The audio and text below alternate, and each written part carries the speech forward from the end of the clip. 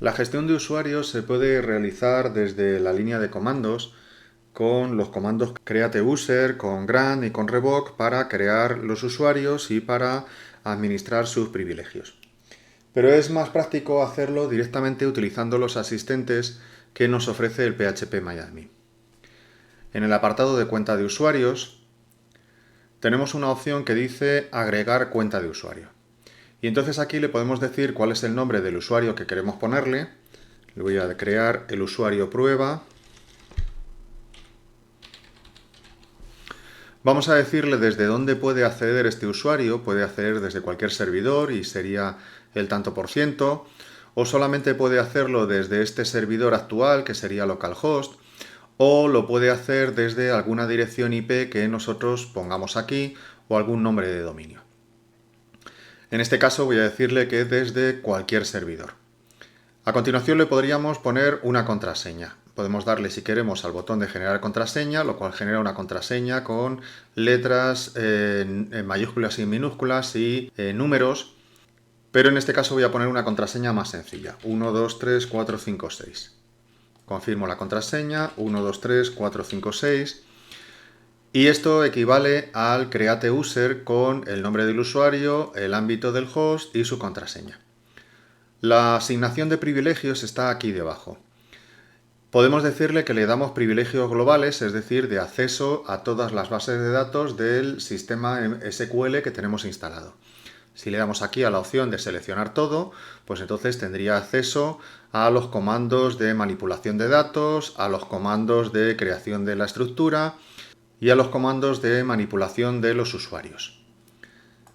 Si ejecutamos esto, le damos a continuar, entonces se genera el create_user hasta aquí y luego el grant con todos los privilegios con gran opción para todas las bases de datos.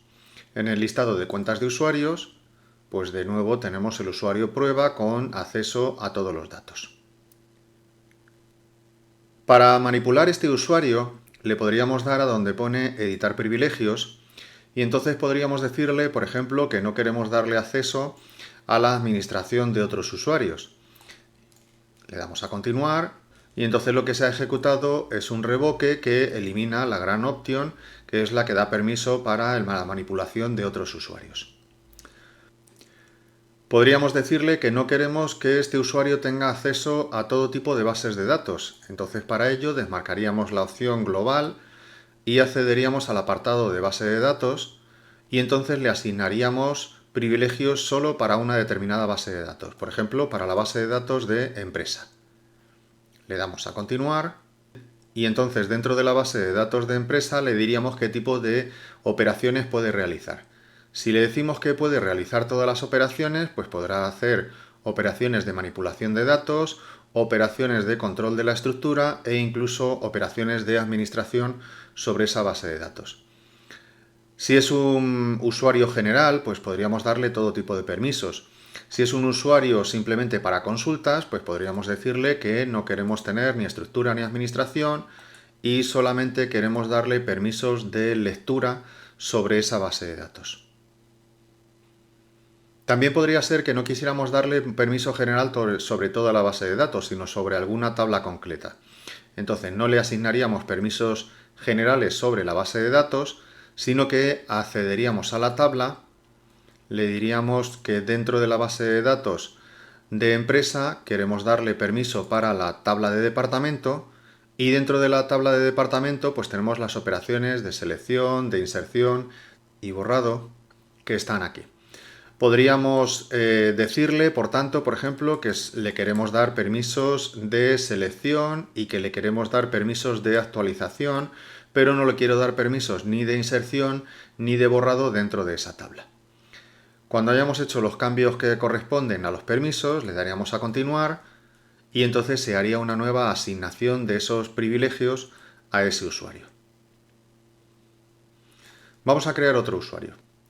Voy a crear un usuario que tenga acceso a una determinada base de datos y que solamente pueda hacer lectura sobre esa base de datos.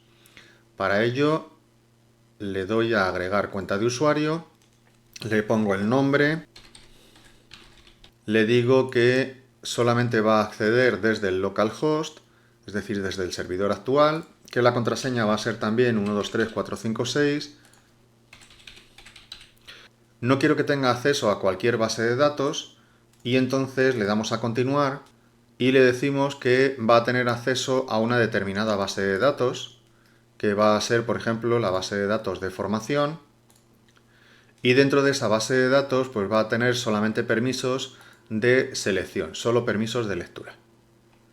Le damos a continuar y se aplica el comando gran, en el cual le damos solamente permisos de lectura dentro de la base de datos de formación y en todas sus tablas.